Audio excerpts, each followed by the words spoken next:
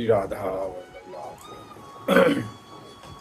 कुछ लोग इन राग द्वेष सुख दुख हर्ष शोक आदि को अंतकरण का धर्म मानते हैं और शरीर रहते इनका सर्वथा नाश होना असंभव बतलाते हैं, परंतु यह मानना युक्ति युक्त नहीं है, बल्कि श्रुति स्मृति शास्त्र प्रमाणों से तो शरीर के रहते हुए ही इनका अभाव होना सिद्ध है। उपयुक्त विवेचन में यह बात दिखलाई जा चुकी है।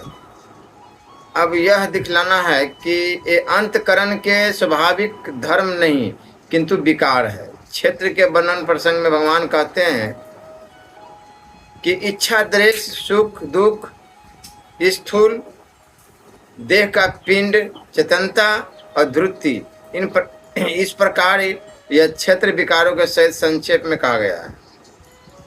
इससे इनका विकार होना सिद्ध है और इन विकारों से आत्यंतिक मुक्ति का नाम ही मोक्ष है। शास्त्र प्रमाणों के अतिरिक्त युक्ति से भी यही बात सिद्ध है। भला यदि राग द्वेष हर्ष शोक सुख दुख आदि विकार ही न छूटे तो मुक्ति किस बंधन से हुई और ऐसी मुक्ति का मूल्य ही क्या है?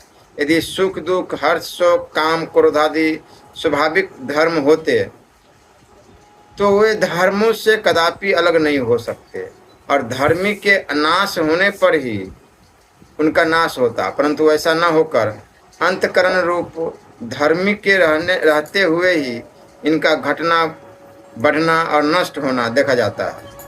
इसे ये धर्म नहीं किंतु विकार ही सिद्ध होते हैं। ज्ञानी में तो ये रहते ही नहीं, परंतु अज्ञानी के अंदर भी ये घटते बढ़ते देखे जाते हैं और इनके घटने बढ़ने से अंतकरण का घटना बढ़ना नहीं देखा जाता। वास्तव में ये धर्म नहीं किंतु अविद्याजनित विकार है और विवेक से इनका शमन होता है। जब विवेक से ही ऐसा होता है तब पूर्ण ज्ञान से तो इनका सर्वथा नाश हो जाता। बिल्कुल ही युक्त है।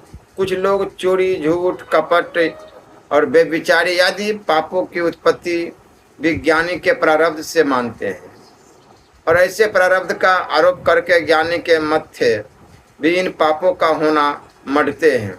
मेरी साधारण बुद्धि से इस प्रकार मानना ज्ञानी के मस्तक पर कलंक लगाना है। ज्ञानी की तो बात ही क्या है, किसी भी मनुष्य के लिए दुराचारों की